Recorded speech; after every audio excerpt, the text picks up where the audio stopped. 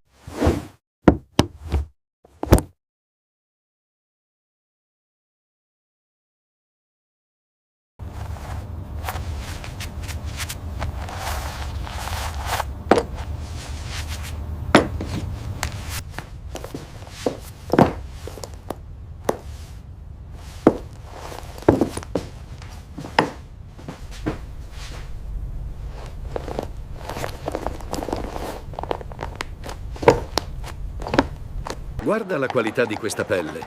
È squisita. Sì, forse dovremmo entrare. Good afternoon, madam. Please let me know if I can assist you. Thank you. I'm just admiring these lovely handbags. This texture is marvelous. It truly is a work of art. That's it, exactly like that. Keep the tension consistent as you pull it through. I see. It's very satisfying once you get the hang of it.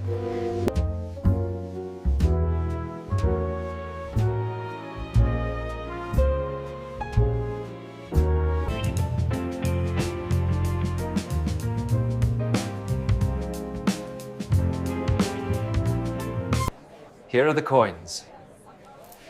It is a beautiful bag. Thank you, madam. We hope you enjoy it.